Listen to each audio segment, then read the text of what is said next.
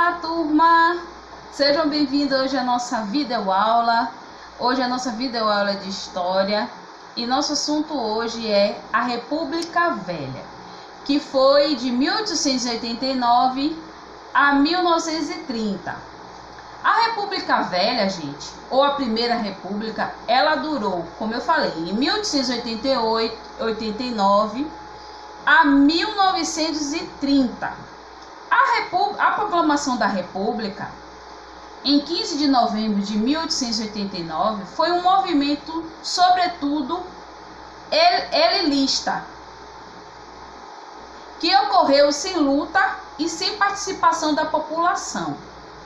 Uma aliança principalmente entre militares e fazendeiros cafeicultores, né, que vendem café, que produz café, né, paulistas, possibilitou a derrubada da monarquia e a tomada do poder pelos republicanos. Aí vieram o quê? As elites no poder. Embora a escravidão tenha sido abolida de forma gradual, né, aos poucos, né, os fazendeiros só aceitaram porque não tinham escolha. Então eles não queriam a escravidão, gente. Eles não queriam que a escravidão acabasse. Como eles não tinham escolha, aí começaram a dar o quê? Dar a cartas, né? As cartas de alforria à liberdade. Entretanto, quando a Lei Áurea foi assinada pela princesa Isabel, que era filha de Dom Pedro II, não previa qualquer indenização aos fazendeiros de café que eram donos dos escravos.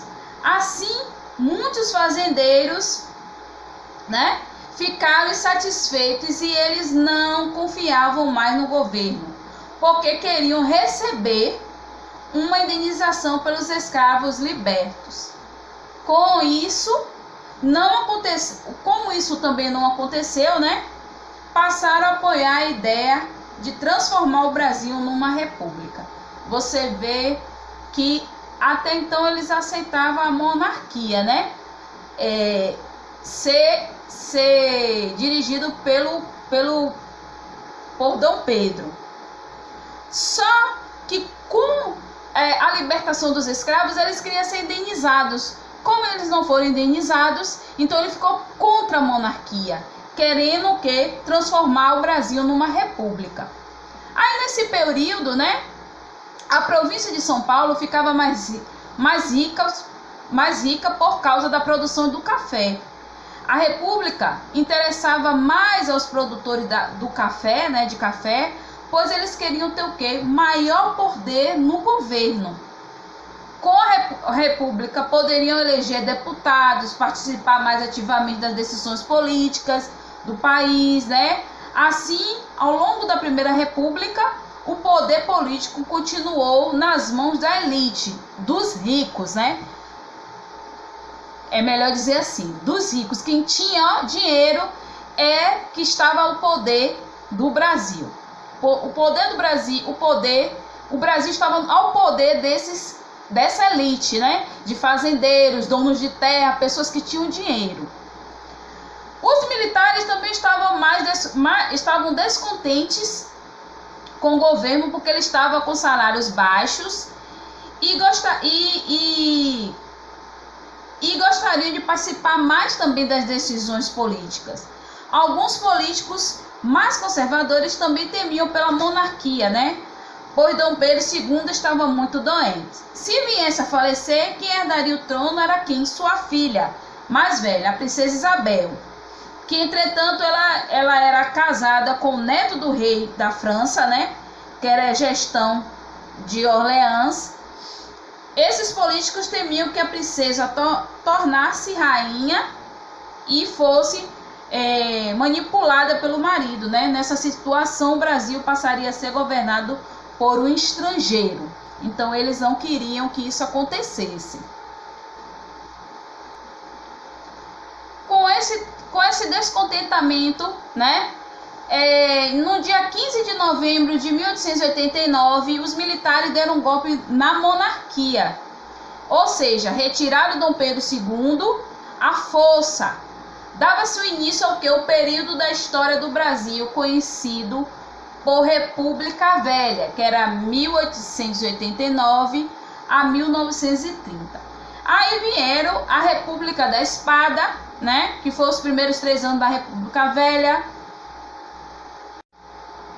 também conhecidos como República da Espada. Esse período ficou conhecido por esse nome, esse período, porque o governo ficou nas mãos de militares, que foi Marechal Deodoro da Fonseca e o Floriano Peixoto. Nesse período ocorreu o quê? Exiliamento, né? Que foi a autorização concedida por Rui Barbosa, na época ministro da Fazenda, aos bancos privados para emitir dinheiro.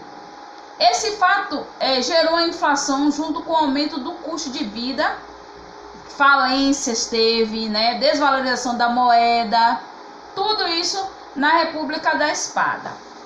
Tudo isso aconteceu na República da Espada. Aí veio também o coronelismo, que era a base da política do café com leite, na chamada República Velha. Naquela época, os coronéis grandes latifundiários tinham o direito de formar milícias em suas propriedades e combater qualquer levante popular. Os coronéis eram chefes políticos de cada localidade e manipulavam as eleições para quê? Para assegurar vitórias nas urnas. Tivemos também várias mudanças sociais, né? Que aí vieram as mudanças sociais. A mudança na forma de governo, de monarquia para república, não resultou em melhorias para a população brasileira, gente. No período correspondente ao final do século XIX, o início do século XX, o Brasil recebeu muitos imigrantes, né? Que eram quem? Estrangeiros, que vieram para trabalhar nas lavouras de café. Nesse período, também ocorreu um grande desenvolvimento. Algumas cidades, como Rio de Janeiro e São Paulo, cresceram, teve modernização, né? Acumularam riquezas. Embora tenha ocorrido esse desenvolvimento nas grandes cidades, a maioria da população ficou de fora desse processo. Então, cresceu, ficou ricas, né?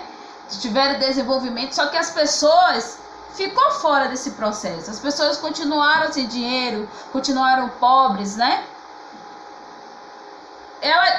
Especificamente as pessoas que moravam no campo, que viviam em condições miseráveis. Então, quem mais vivia no período em condições miseráveis eram as pessoas que moravam no campo, né? E teve Canudos, né? Que foi no final. O povo se uniu a Antônio Conselheiro, qual pregava o quê? Pregava ser um emissário de Deus, né? Vindo para abolir as desigualdades sociais e as maldades da República, como a exigência do pagamento de impostos, por exemplo. Então, essa foi Canudos, né? Falei um pouco sobre Canudos. Os agitados anos de 1920 e o fim da República Velha, né? Por causa das condições desumanas de trabalhos, os operários em 1917 promoveram uma greve geral com sucesso. A luta dos operários ganhou força com a fundação do Partido Comunista Brasileiro em 1922, mas os comunistas foram proibidos de agir. Entretanto, continuaram atuando no sindicato. Os anos de 1920 foram bem agitados no nosso país, né? Muitas fábricas estavam se instalando, os centros urbanos se desenvolvendo e grupos políticos surgiram para ameaçar o domínio das oligarquias paulistas e mineiras.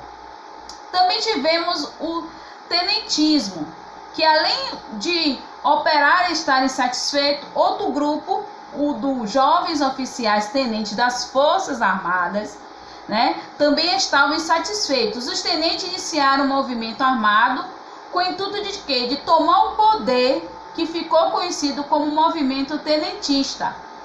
Esses oficiais não aceitaram o quê? A política do café com leite e nem as fraudes com o povo com voto de cabresto. Aí vieram a coluna Prestes, que, como decorrência da revolta dos tenentes, o capitão gaúcho Luiz Carlos Prestes ele comandou um movimento armado que ficou conhecido como Coluna Prestes.